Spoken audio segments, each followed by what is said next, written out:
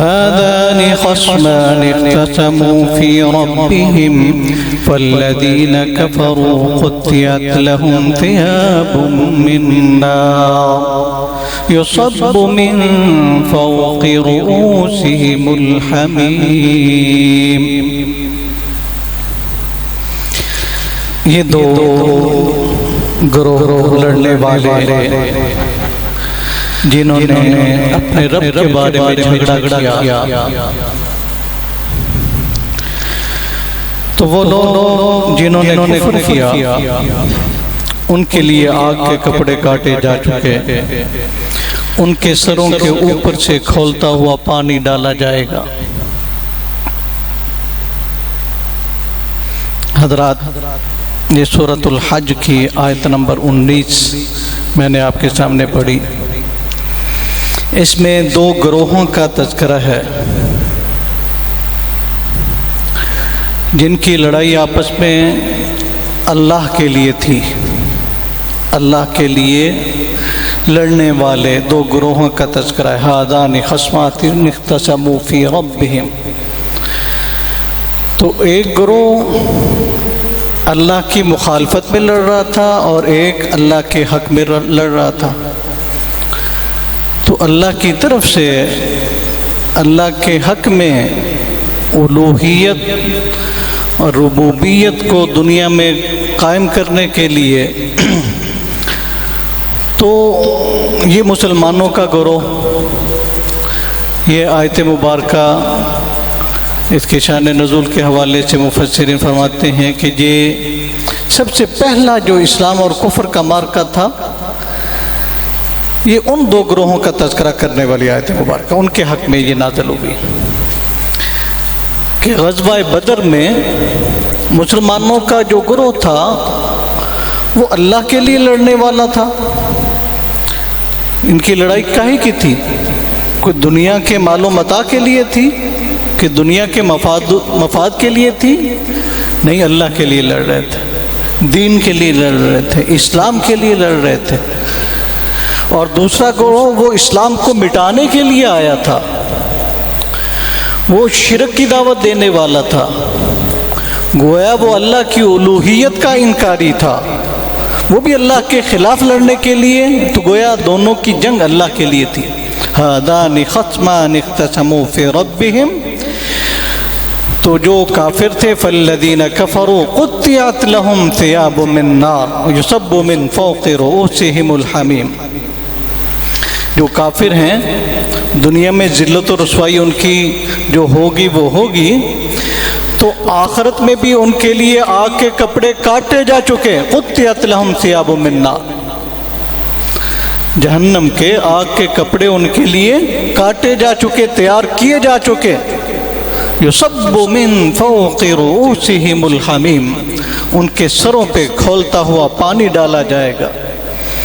وہ آخرت کا عذاب بھی ان کے لیے منتظر ہے، دنیا میں بھی ذلت و رسوائی ان کے لیے جو ہو چکی، دنیا دیکھ چکی۔ تو یہ دو گروہ ابتداً ان کی جو لڑائی کا آغاز ہوتا ہے وہ کن لوگوں سے ہوتا ہے؟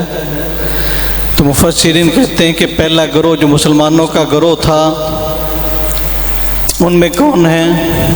حضرت علی رضی اللہ تعالیٰ عنہ، حضرت حمزہ رضی اللہ تعالیٰ عنہ، حضرت عبیدہ رضی اللہ تعالیٰ عنہ، یہ تین لوگ تھے۔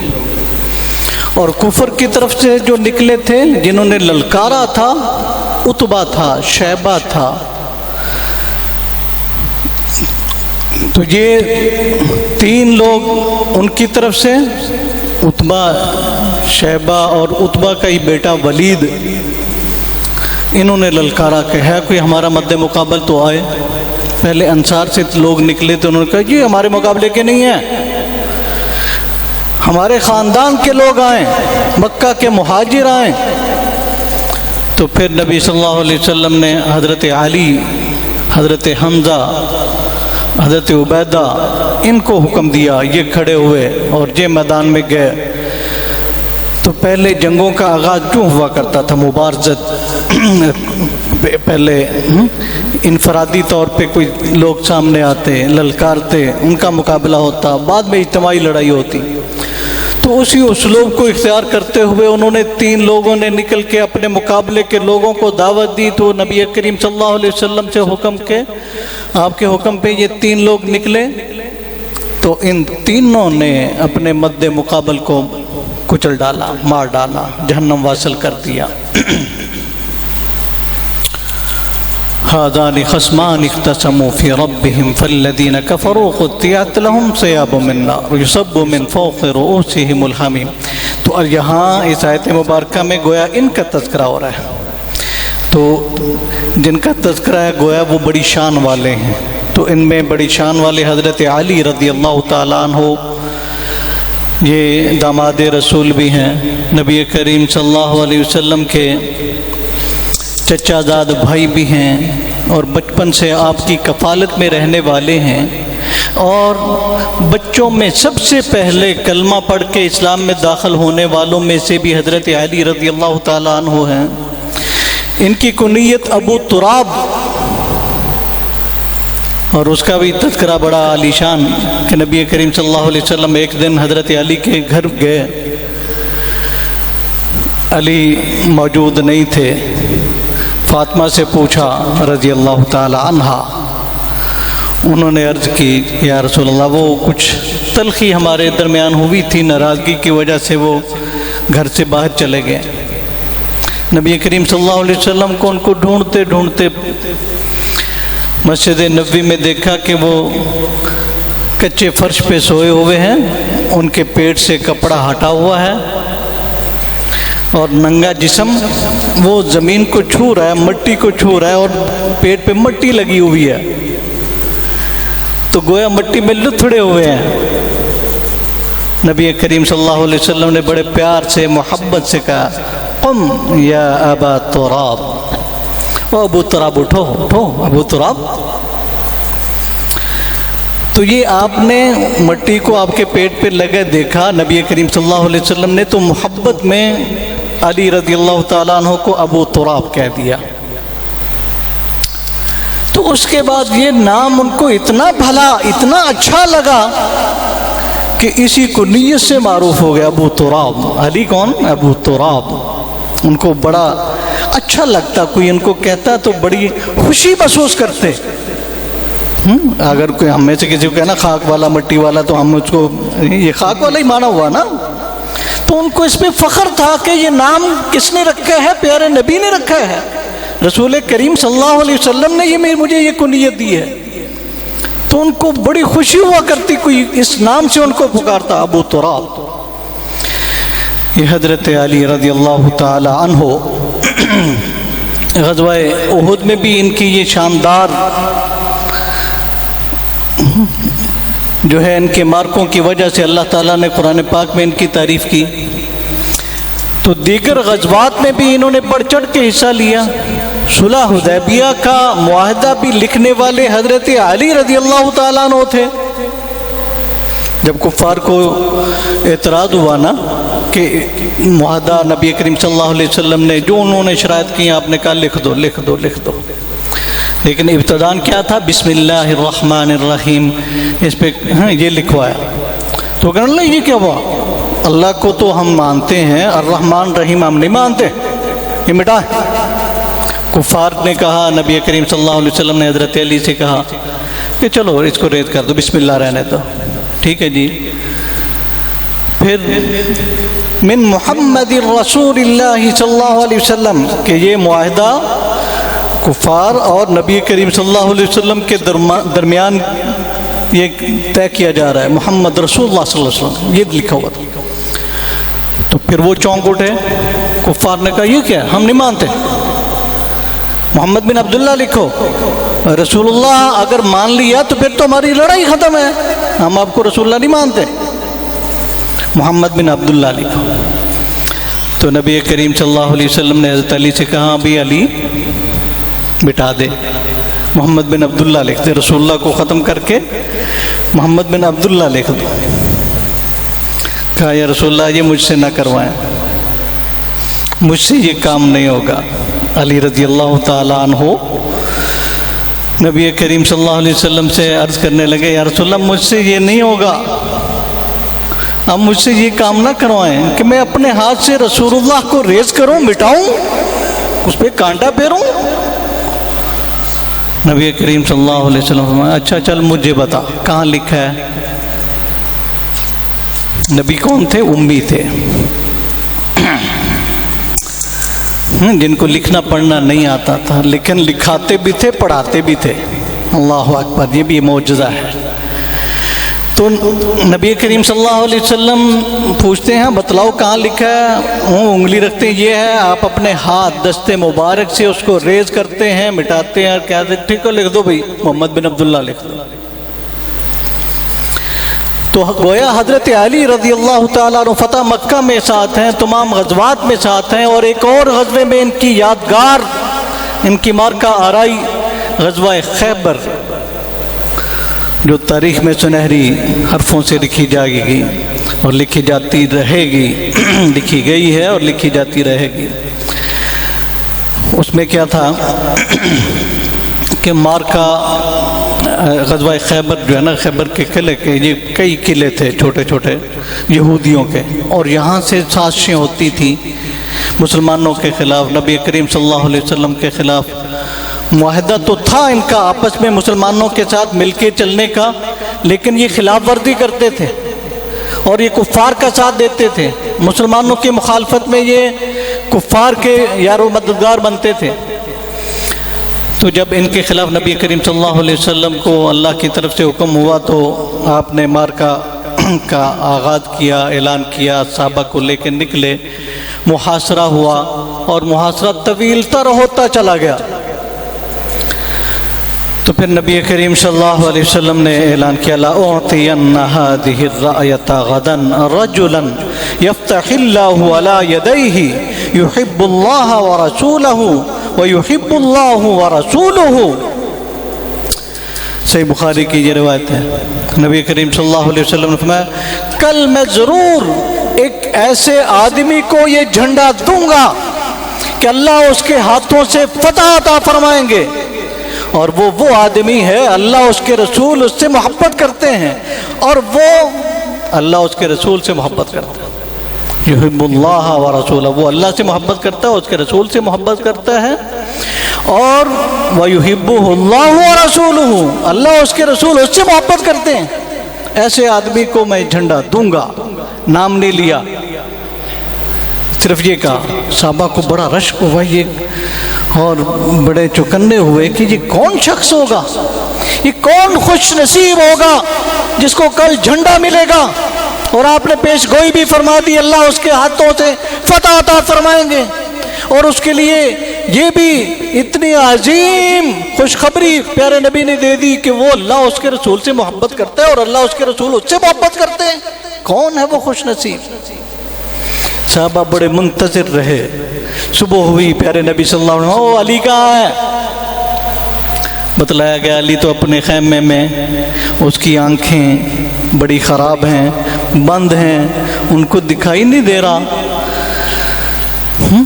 آنکھیں خراب ہونے کی وجہ سے آنکھیں کھلتی نہیں ہیں، تو وہ اس لیے خیمے میں لیٹے ہوئے ہیں۔ لے کے آؤ، لایا گیا، علی رضی اللہ تعالیٰ عنہ نبی کریم صلی اللہ علیہ وسلم کی خدمت میں حاضر ہوئے۔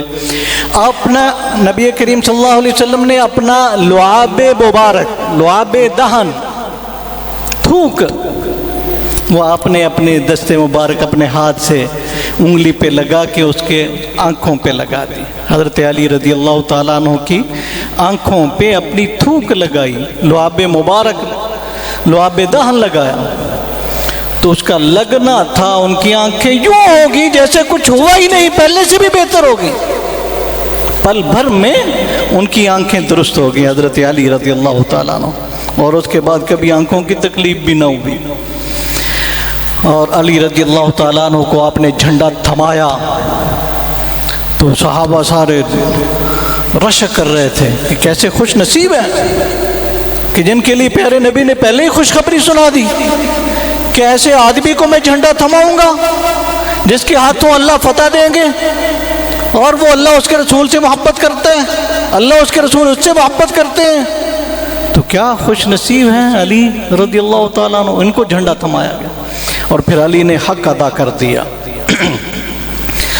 حضرت علی رضی اللہ تعالیٰ عنہ قیادت کرتے ہوئے جھنڈا تھمائے ہوئے نکلے تو آگے مقابلہ کس سے ہوتا ہے؟ مرحب سے، کہ جس کو عرب میں 100 نوجوان پہلوانوں کے مقابلے میں ایک کو سمجھا جاتا تھا کہ 1000 پہلوانوں کی طاقت ہے اس اکیلے میں، 1000 کا وہ اکیلا مقابلہ کر سکتا ہے، مرحب.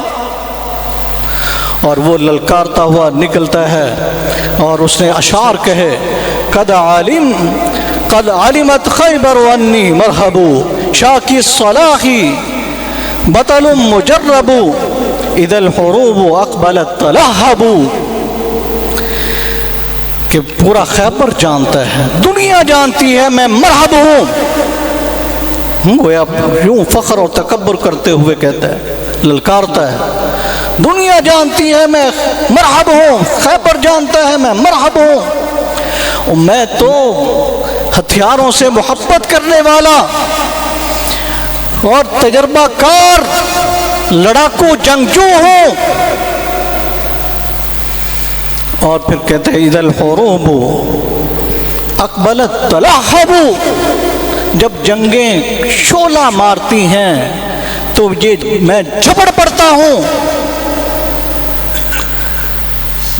تو یہ کہتے ہوئے جب وہ یہ اشعار کہتا ہے اور للکارتا ہے تو علی رضی اللہ تعالیٰ عنہ کے ذہن میں بھی یہ بات ڈال دیتے ہیں.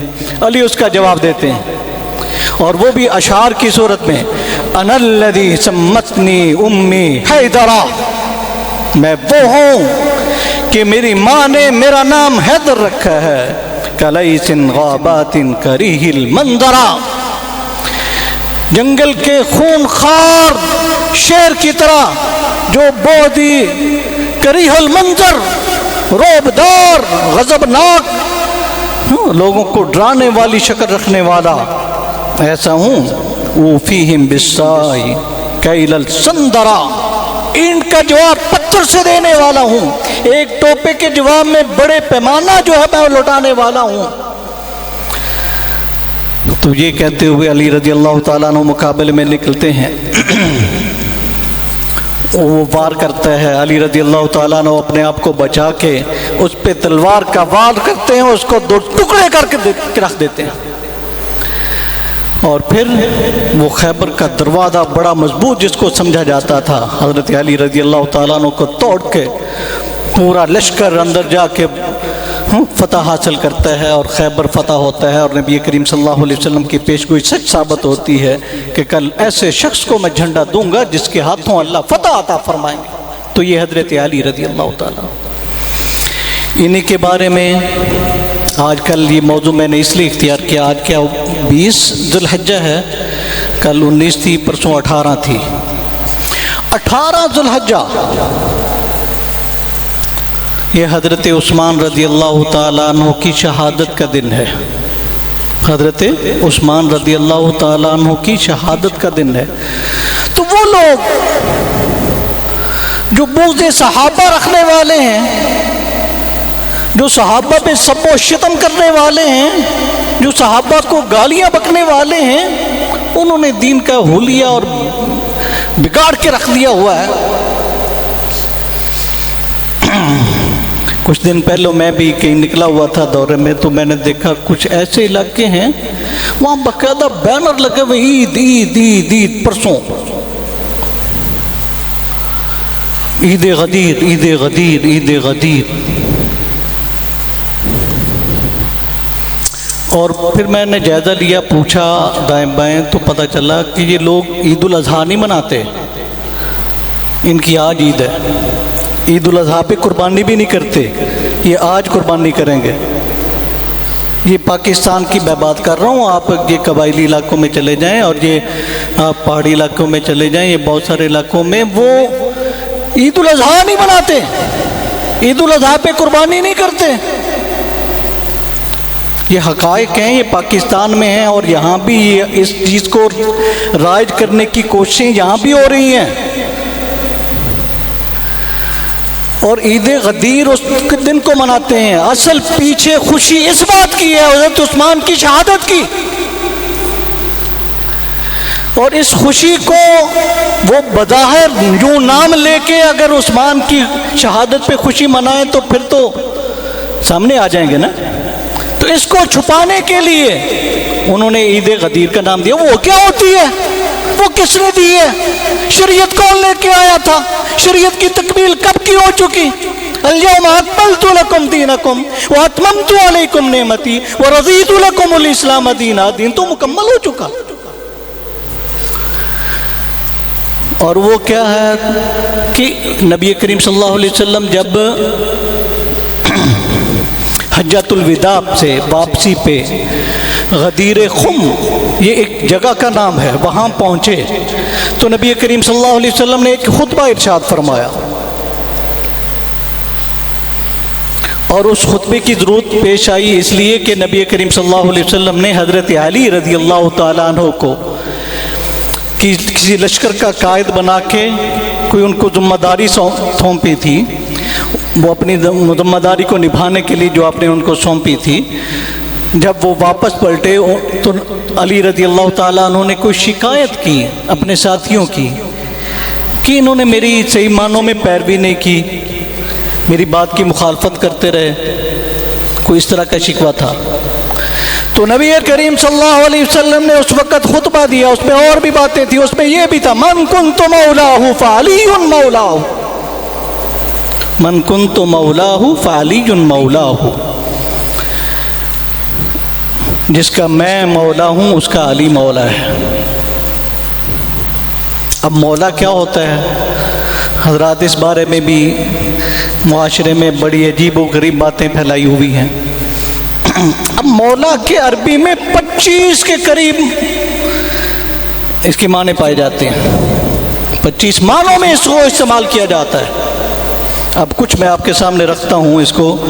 مولا کو الرب کے معنی میں بھی، المالک کے معنی میں بھی، السید کے معنی میں، المنعم انعام کرنے والا، المعتق آزاد کرنے والا، الناصر مدد کرنے والا، المحب محبت کرنے والا، التابع پیروی کرنے والا، الجار پڑوسی، ابن العم چچا زاد کزن، اس کے لیے بھی یہ بولا جاتا ہے، حلیف دوست جس نے آپ اکٹھے مل کے رہنے کا آپس میں معاہدہ کر رکھا ہو، العقید الشہر داماد کے معنی میں، العبد غلام کے معنی میں، العتق آزاد کے معنی، المنعم علیہ جس پہ انعام کیے گئے ہوں۔ تو یہ کئی معنوں میں استعمال ہوتا ہے۔ اور جہاں پیارے نبی کریم صلی اللہ علیہ وسلم جس سیاق و سباق میں یہ جملہ فرما رہے ہیں، جس تناظر میں آپ کہہ رہے ہیں کہ علی مولا، وہ کیا ہے؟ وہ مولا وہ امامت نہیں ہے، وہ قیادت نہیں ہے، وہ سربراہی اور خلافت نہیں ہے، اس معنی میں نہیں ہے۔ اور یہ لوگ امامت اور خلافت کے معنی میں اس کو لے کے جو ہے معاشرے میں تفریق پیدا کر رہے ہیں۔ اور اگر یہ معنی ہوتا تو اس وقت صحابہ کو سمجھنا آیا، خود علی کو سمجھنا آیا، ابن عباس رضی اللہ سمجھنا آیا، عباس رضی اللہ تعالیٰ عنہ کو سمجھنا آیا، ان کو اب جا کے سمجھ آ گیا۔ تو من کنت مولاہ فعلی مولاہ، اس کا ایک معنی مفسرین نے یہ بھی کیا ہے، محدثین نے، جس سے میں محبت کرتا ہوں علی بھی اس سے محبت کرتا ہے، اور ایک یہ بھی جو مجھ سے محبت کرتا ہے علی اس سے محبت کرتا ہے۔ تو یہ معنی ہیں جو اس سے لیے گئے ہیں، جو شرعن جو درست بنتے ہیں۔ امام شافعی رحمہ اللہ وہ وضاحت کرتے ہیں کہ اس سے اسلامی ولا مراد ہے، اسلامی دوستی، یار و مددگار ہونا، یہ اس سے مراد ہے، اسلامی حمایت مراد ہے۔ اور اگر اس سے وہ معنی جو دوسرے لیتے ہیں اور وہ اس وجہ سے اس کو عید مناتے ہیں کہ علی مولا علی مولا، کہ گویا خلافت علی کا حق ہے، علی کو آپ نے خلیفہ بنایا، اس وجہ سے اس دن 18 ذی الحجہ کو آپ نے چونکہ یہ فرمایا تھا اس لیے اس دن کو عید مناتے ہیں، اور اس کو وہ رواج دے رہے ہیں، اور اس کو مستقل وہ عید الاضحیٰ کی جگہ پہ اس کو رکھا ہوا ہے، عید غدیر کو نام دے کے جو اس پہ عید منا رہے ہیں۔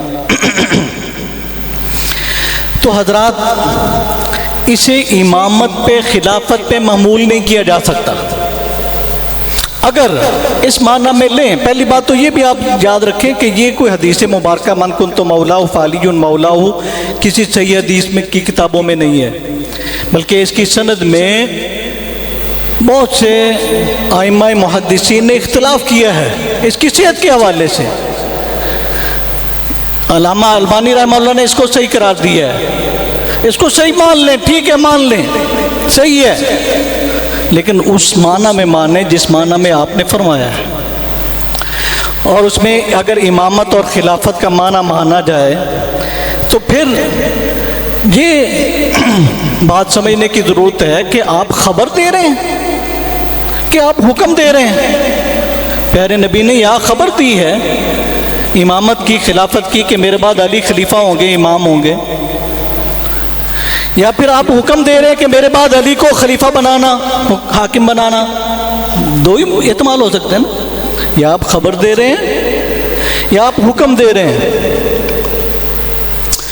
تو دونوں باتوں میں اگر کسی کو بھی مانا جائے، اگر اسے خلافت کے معنی میں لیں اور یہ کہیں کہ اس میں خبر ہے، خبر کی پیش گوئی ہے، تو حضرات نبی کی کون سی ایسی پیش گوئی جو سچ ثابت نہ ہوئی ہو؟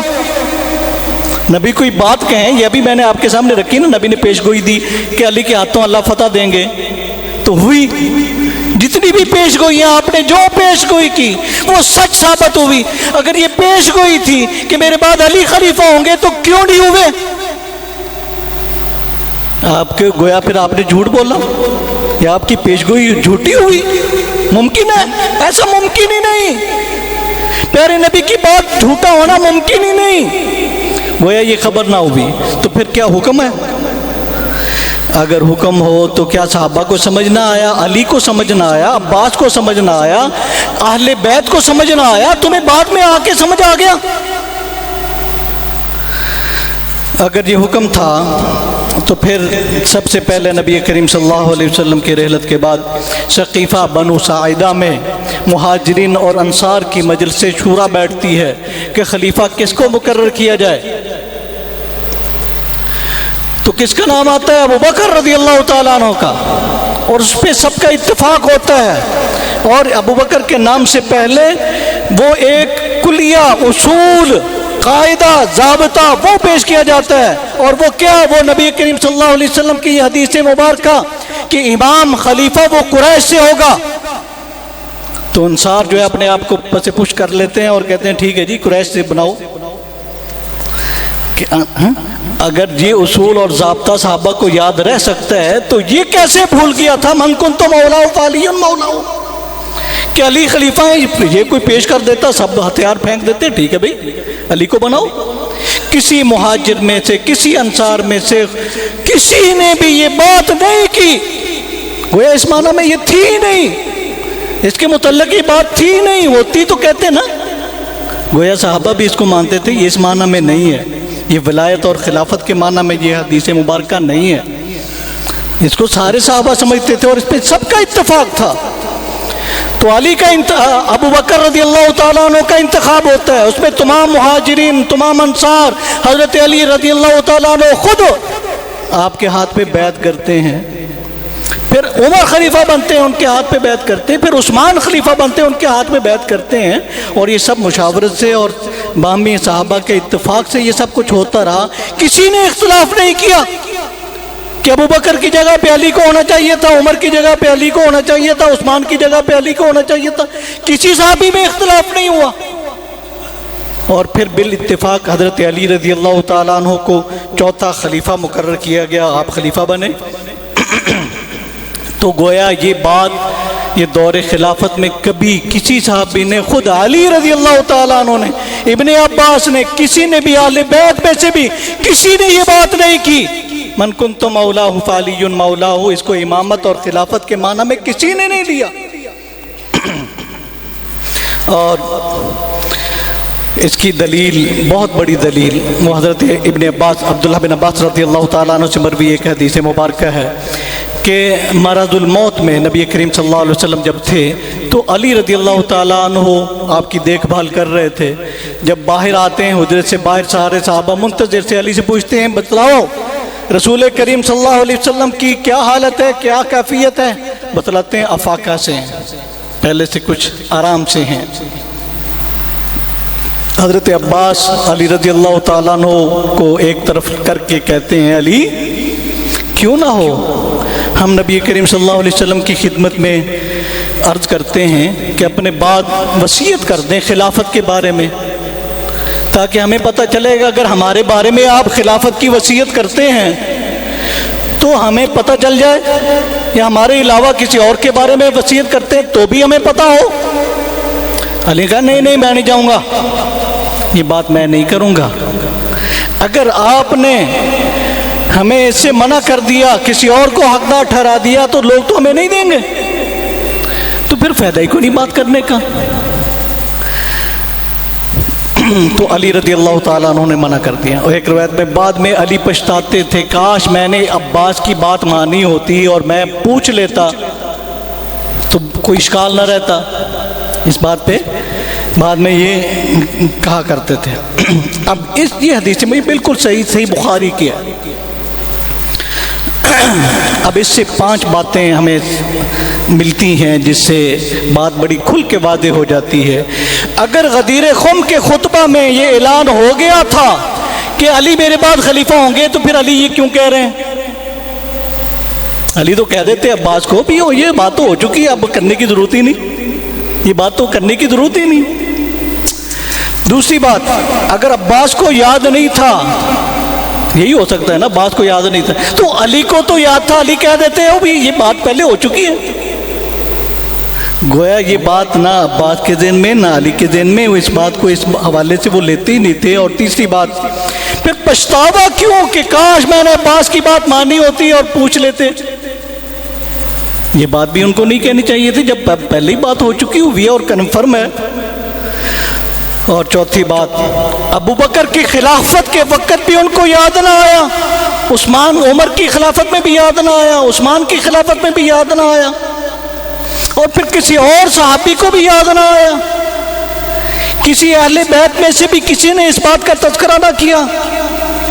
اور پھر 5ویں بات، سقیفہ بنو سعدہ میں جو سب سے پہلا مشاورت کا اجلاس ہو رہا ہے، مہاجرین انصار اس میں سب اکٹھے ہیں، کسی کو بھی یاد نہ آیا۔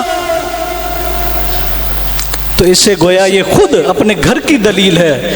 عباس اور علی رضی اللہ تعالیٰ عنہ کے درمیان آپس میں گفتگو جو ہوئی صحیح بخاری میں ہے، وہ میں نے آپ کے سامنے رکھی کہ جس سے یہ بات واضح ہوتی ہے، من کنت مولا فعلی مولا، یہ اس معنی میں نہیں ہے جس معنی میں تم لیے پھرتے ہو۔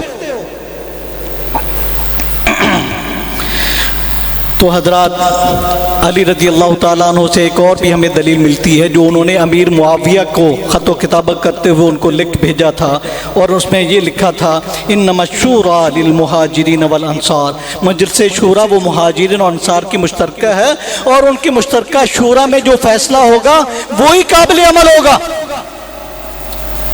تو وہ یہ کیوں نہ لکھتے من کنت مولا فعلی مولا؟ تو گویا یہ خود معاویہ کو یہ لکھ کے بھیج رہے ہیں، حضرت علی رضی اللہ تعالیٰ عنہ کا خط ہے۔ اور پھر ایک تیسری دلیل حضرت علی رضی اللہ تعالیٰ عنہ سے تھی، جب آخری وقت میں آپ سے پوچھا جا رہا ہے وہ اپنے بعد کسی کو خلیفہ مقرر کر دیں، حضرت علی سے کہا جا رہا ہے اپنے بعد کسی کو خلیفہ مقرر کر دیں، تو کیا کہتے ہیں؟ لا ولیکن اترککم کما ترککم رسول اللہ صلی اللہ علیہ وسلم، نہیں میں ایسا نہیں کروں گا، میں تمہیں اسی حالت میں چھوڑوں گا جیسے رسول اللہ ہمیں چھوڑ کے گئے تھے۔ گویا رسول اللہ نے کوئی خلافت مقرر نہیں کی تھی تو میں بھی نہیں کروں گا، اگر مقرر کی تھی تو آپ یہ کیوں کہہ رہے ہیں؟ اور پھر صراحتاً یہ الفاظ کہتے ہیں، مستخلف رسول اللہ فاستخلف، رسول اللہ نے تو خلیفہ مقرر نہیں کیا تھا، میں کون ہوتا ہوں خلیفہ مقرر کروں؟